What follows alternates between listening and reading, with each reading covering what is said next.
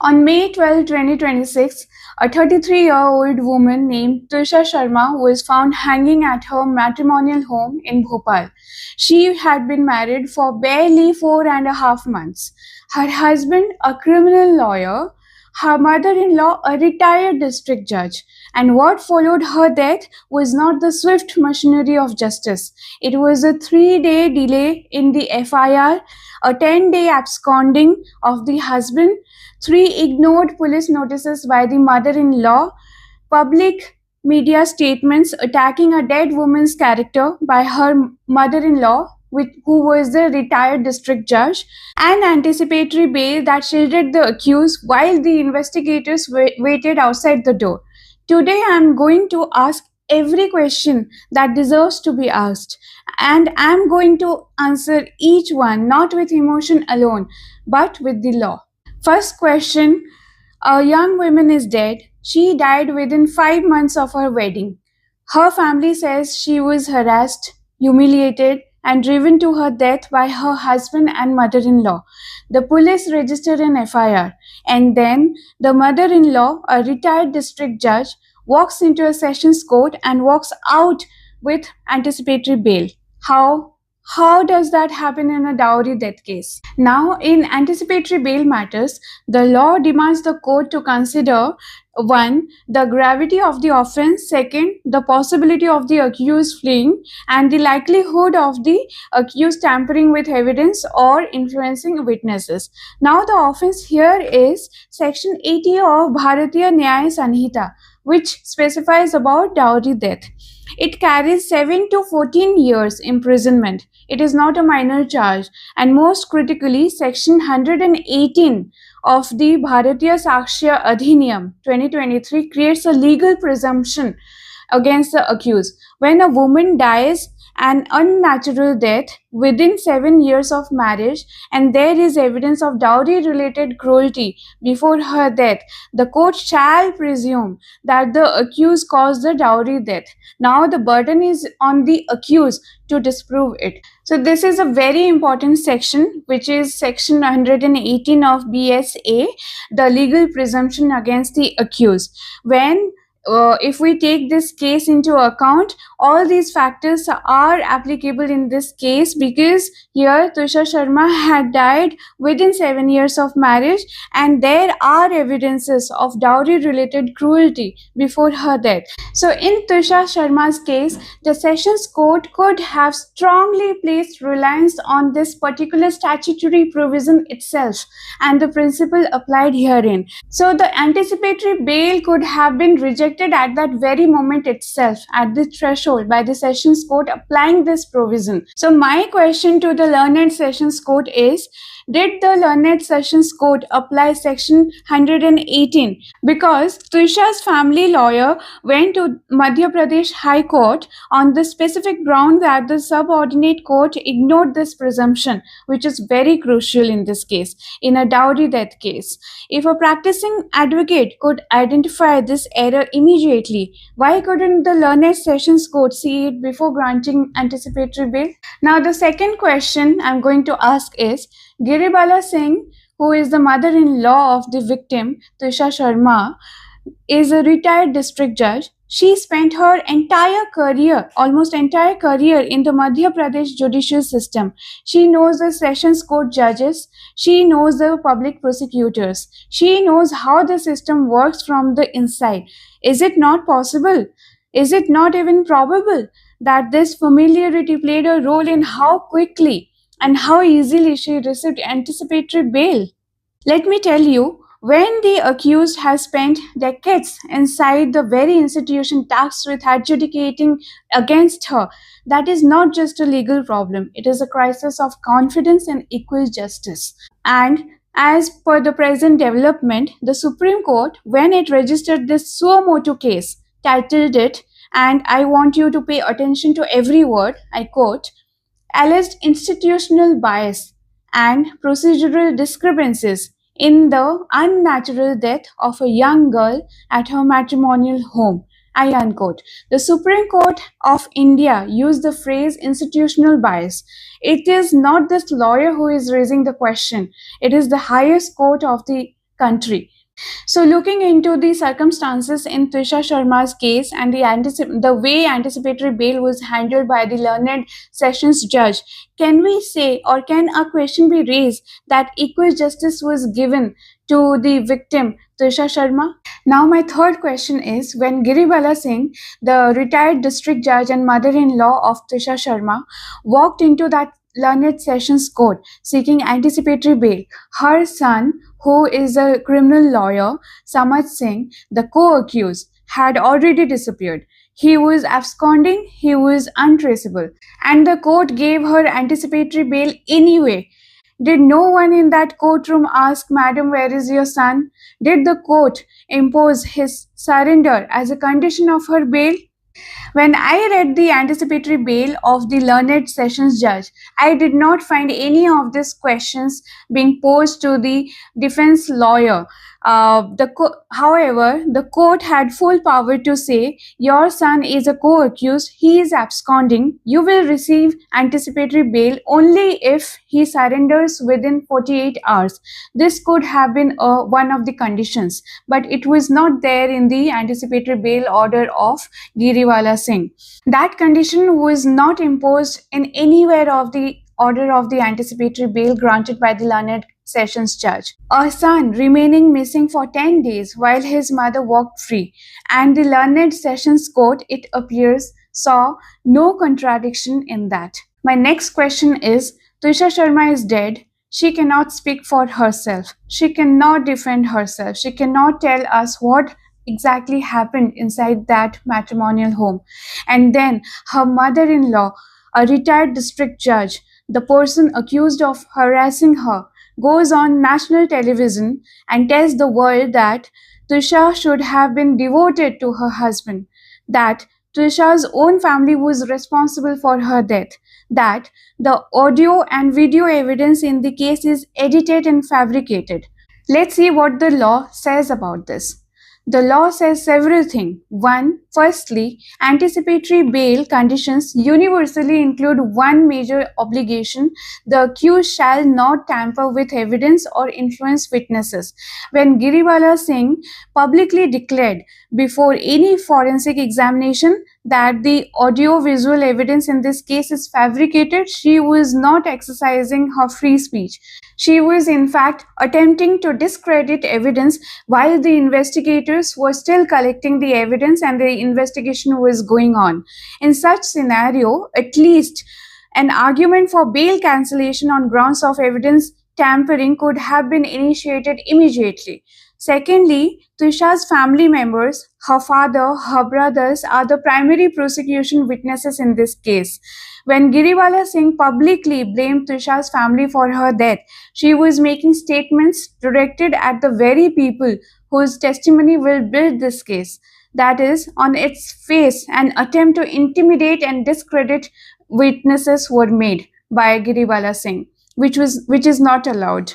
Thirdly, in law, one does not conduct a media trial on a case in which one is accused and the investigation is still going on. The fact that Giribala Singh, a retired district judge, did this and that no authority, not even the police, moved immediately to cite this as a bail violation is itself a measure of the institutional failure in this case. My fifth question is, being a retired district judge, Shri Giribala Singh also said that Twisha should have been a devoted wife.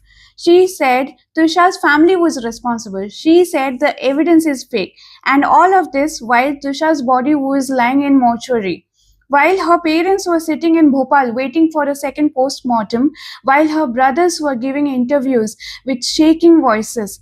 Tell me, in this scenario, attacking a dead woman's character in the media while she is herself a co-accused in this case is legal? Is it in fact moral? Let me point out one very important thing here. Legally, no court has yet convicted her of this statement. But let me be precise about what happened and what it means. Character assassination of a deceased victim during a live criminal investigation serves one purpose, that is, to shift the burden of sympathy before a court can shift the burden of proof. It is a strategy, and it is a strategy that works because it plants doubt in the public mind. It shapes the narrative before evidence is tested, and it targets the victim precisely when she cannot respond. The law under Section 354 of the Evidence Act limits the circumstances in which a victim's character can even be raised in the proceedings. In a dowry death case, the victim's supposed character is not a legal defense. There is no provision in law that says a woman's death by dowry harassment is excused because she was not devoted enough. That is not a legal argument. It is misogyny dressed in legal language. And as for whether it is moral, I leave that for the court of public conscience where you sit today as the judge. My next question, which is very important now, is that police served Giribala Singh 3 notices, not 1, not 2, 3, to record her statement. They found her absent at her home twice. She said she received only 1 notice on WhatsApp. The police commissioner had to publicly threaten to move for bail cancellation just to get her to cooperate. She is an accused in a dowry death case. If she were a daily wage worker from a village in Madhya Pradesh, would she have evaded 3 notices and still kept her bail? The answer to that is no. And that answer requires no elaboration, but I will give it anyway because the law demands it.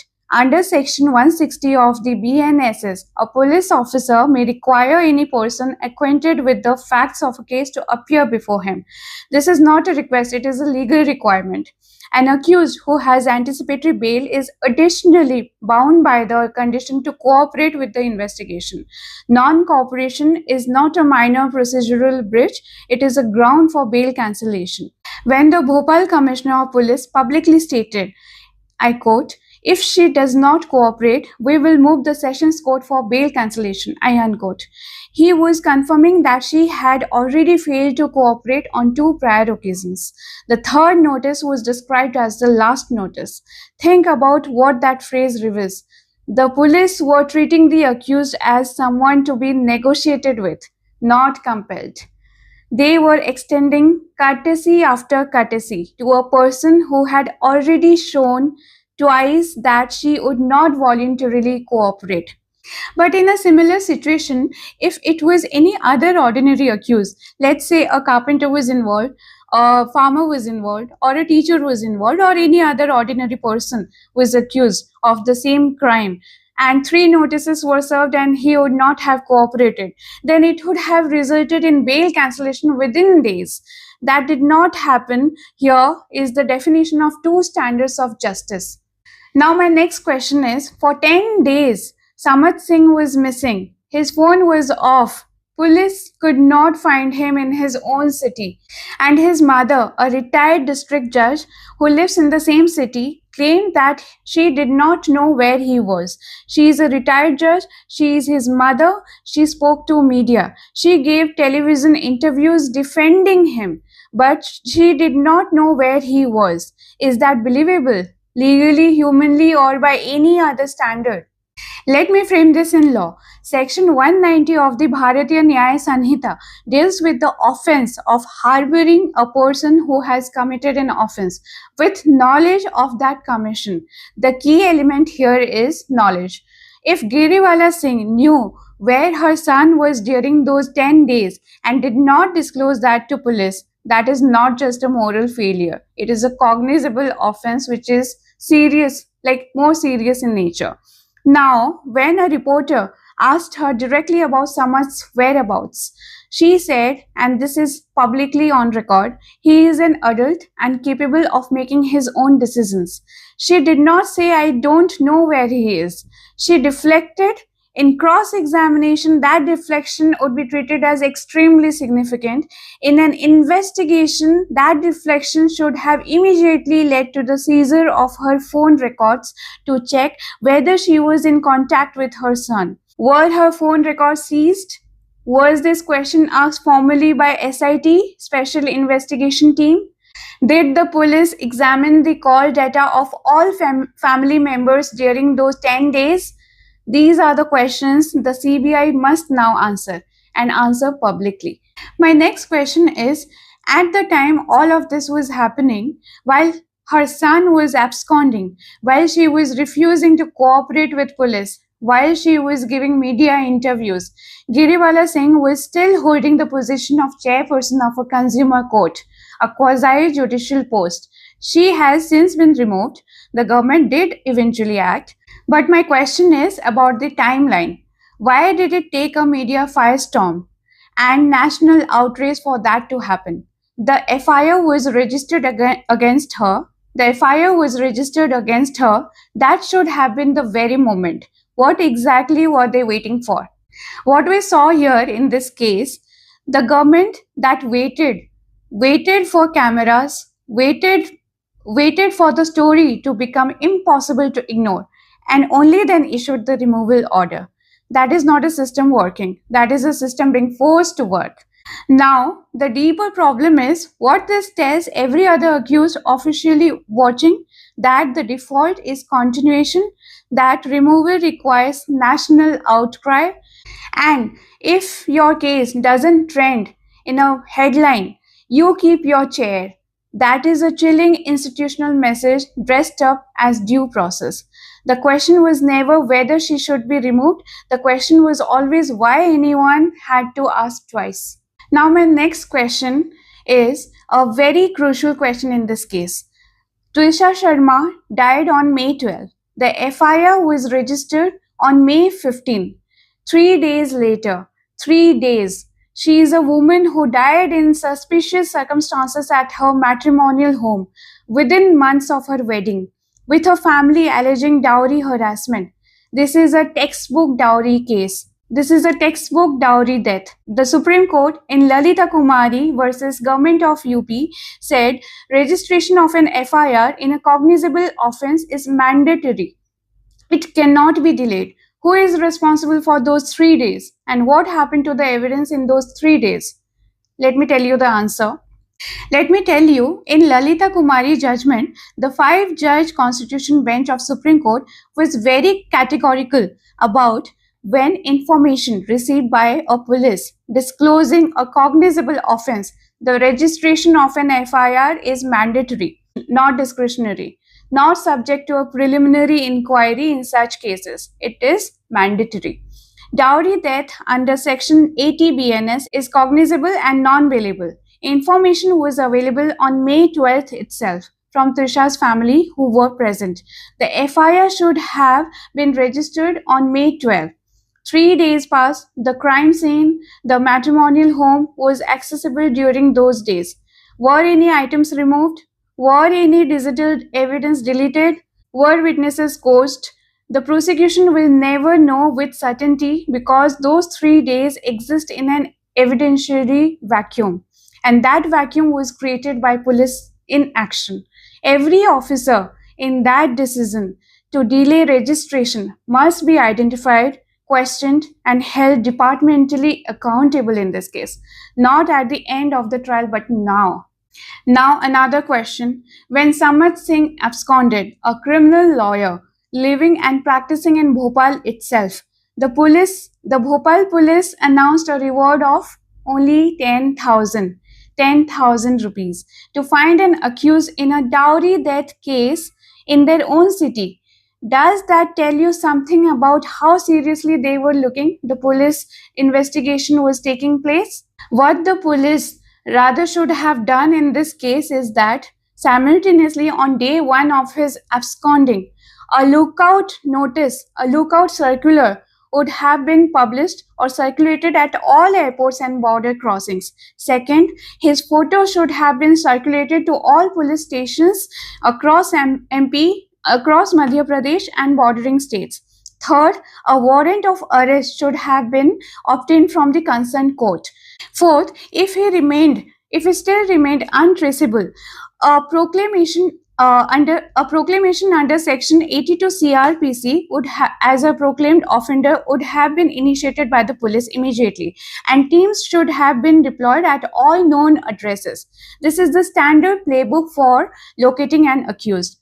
Instead, rupees 10,000, then 10,000 after public outrage for a lawyer in his own city who eventually chose his own moment to surrender, not in Bhopal but in Jabalpur, 300 kilometers away, on his own terms, through his own counsel at a court of his choosing. This was not a police investigation, this was an accused man managing his own timeline. Next question. Twisha's brother Ashish said publicly, "It is sad that it took 10 days for the court to order a second post-mortem." 10 days. The body was lying in the mortuary. The family was asking for a proper forensic examination. The judicial magistrate first class rejected their request. The High Court eventually allowed it and had to charter a state aircraft to bring an AIMS Delhi team to Bhopal. My question is simple. Why did the family have to fight for 10 days for a forensic right they should have had from day one? In any suspicious death at a matrimonial home where the family alleges dowry harassment, the post-mortem is the foundational forensic document. It determines cause of death, records all injuries, and provides the evidentiary basis for the entire prosecution. The family's right to question an inadequate post-mortem and to seek a second opinion is not just a moral right, it is legally recognized. The JMFC's rejection of the second post-mortem request is deeply troubling. On what basis was it rejected? What material did the court consider? Because when the High Court granted the request almost immediately, it implicitly found the JMFC's reasoning inadequate. The second post-mortem required a 4-member expert panel from AIMS Delhi, advanced forensic instruments, and a state-chartered aircraft. That extraordinary mobilization was necessary because the first post-mortem report left so many questions unanswered. Who is accountable for the quality of that first post-mortem report? Was the forensic doctor under any pressure, direct or indirect, given who the accused were? These questions must be part of the CBI's mandate. Now let's come to the constitution of SIT, the Special Investigation Team. It was constituted with great fanfare, but in 11 days, the SIT achieved the following. It could not arrest the primary accused. It served 3 notices to the co-accused and failed each time. It conducted a first post-mortem that was later found inadequate by the Honorable High Court, and it required the Supreme Court of India to intervene before urgency was applied to this case. What exactly was the SIT investigating, and for whom? Let me tell you, an SIT as a structure is only as independent as its members. In this case, the critical questions which could be posed about the formation of a SIT are: who were the members, and did any of them have a prior professional or personal relationship with Giribala Singh, the retired district judge, through the local judicial establishment? Were any of them officers who had appeared before her court or whose career had in some way intersected with hers? These are not rhetoric questions. They are the exact questions the CBI, a central agency outside the state police structure, is now positioned to examine. When you have a retired district judge as an accused, every SIT officer who has worked in the Bhopal legal ecosystem for any length of time carries an inherent conflict of proximity. The SIT should not have been constituted from within that ecosystem. CBI transfer should have been the first response, not a last resort forced by public pressure. Now my next question is, why in this case the second autopsy report was extremely crucial to be obtained? In this case, the Honorable High Court ordered a second post-mortem.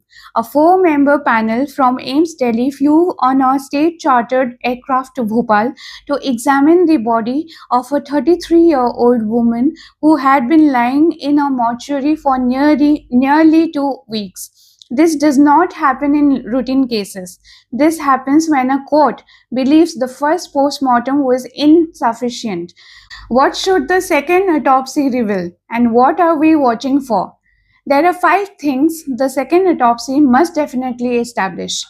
First, the precise nature and pattern of the injuries, including whether the ligature marks and bone fractures are consistent with self-hanging or whether there are indicators of prior strangulation. Second, the presence or absence of defensive injuries, bruises on the forearms, broken fingernails, injuries on the palms, which indicate whether the deceased struggled before death. Third, the complete toxicological report, whether any substances were present that could indicate sedation prior to death. Fourth, any injuries that may have occurred prior to the moment of death, healing injuries, old bruises, fractures in various stages of healing, which would corroborate the family's allegation of ongoing physical cruelty. Fifth, whether the positioning of the body and the mechanics of the death are consistent with the scene as it was found or whether they suggest the body was tased. The AIIMS Delhi team used advanced forensic instruments. The results of this examination will be the results of this examination will be the single most important piece of evidence in this case, and the CBI must ensure that those results are protected from interference from the moment the report is prepared until it reaches court. Next question is, the Bar Council of India suspended Samarth Singh's law license immediately with a single order. It said, you will not appear in any court, you will not file any wakalatnama, you will not hold yourself out as an advocate until further order. The BCI, a regulatory body, managed to act with clarity and speed that the state police force could not match in 11 days. What does that tell us? The BCI acted because it understood what was at stake, not just for Twisha, but for the credibility of the legal profession itself. An advocate accused of dowry death, abusing a woman he was supposed to protect as his wife, using his legal knowledge to navigate his own criminal liability. That is an existential threat to the image of the bar. The BCI order said the allegations directly bear on the dignity and image of the legal profession. That language is not just disciplinary, it is a public statement. It is the Bar Council saying we will not protect our own at the cost of justice. As per the new development in this case, the CBI now has this case. Good, but here is what I want to ask. Not the CBI as an institution, but every individual officer who will now handle this investigation. Giribala Singh is a retired judge. Samarth Singh is a practicing advocate. They have spent their professional lives inside the justice system you are part of. Can you investigate them the way you would investigate anyone else? Can you apply the same pressure, the same rigor, the same absence of deference? Because that is what Trisha's family deserves, and this is what the law demands. The question is not about doubting the CBI, it is about holding it accountable in advance. CBI investigations in high profile cases have a mixed record in India. Some have been exemplary, others have reflected the same institutional proximity problems we have seen in this case at the local level. The Supreme Court's oversight through suo motu cognizance is the most important structural protection in this case. It means the CBI does not operate in a vacuum. It reports to a bench that has already signaled it is watching for institutional bias and procedural discrepancies. Now my next question is, the Honorable Supreme Court of India took suo motu cognizance. It did not wait for a petition. It looked at what was happening in Bhopal. A 3-day FIR delay, an absconding accused, a retired judge on anticipatory bail giving media interviews, a question post-mortem, a 10-day wait for a second autopsy, and it said enough. It named the case itself, alleged institutional bias and procedural discrepancies in the unnatural death of a young girl at her matrimonial home. What does it mean when the Supreme Court feels compelled to use the words institutional bias? It means the court is not just examining a crime, it is examining a system. Suo motu cognizance is not a routine judicial tool. The Supreme Court deploys it when it determines that the ordinary machinery of justice has failed or is at risk of failing, and that the failure is of sufficient public importance that the court must act without waiting for someone to file a petition. When the court titled this case using the phrase institutional bias, it was sending a signal not just to Bhopal, not just to Sessions Court, to every institution that touched this case and moved too slowly, too gently, too deterrent to the status of the accused. This is the same instinct that drove the Supreme Court's intervention in the Nirbhaya case, in the RG Kar case in Kolkata, in the Bilki Banu's case. When the court sees that a woman's right to justice is being compromised by the very institutions that exist to protect it, it does not wait, it acts. The question now is, will this intervention produce systemic reform, or will it remain a case specific correction that is forgotten when the cameras move on? My last question is, if Twisha had married into a family of farmers with no legal connections, no judicial status, no insider knowledge of the system, would we be sitting here today, 12 days after her death, still asking question whether the FIR was registered correctly? Would her husband have been free for 10 days? Would her mother-in-law be sitting at home giving television interviews? Or would justice have been swifter because the accused had no system to fall back on? That question does not need a legal citation. It needs an honest answer. Yes, justice would have been swifter. The FIR would have been filed on the day of death. The accused would have been in custody within 48 hours. There would have been no anticipatory bail, no 3 ignored notices, no reward of rupees 10,000, no state chartered aircraft needed for a second post-mortem that should have been thorough the first time. The law does not write except when the accused is a lawyer or a judge into any provision. Equal justice, Saman Nyay, is the constitutional promise of this republic. And in this case, that promise was broken at every step.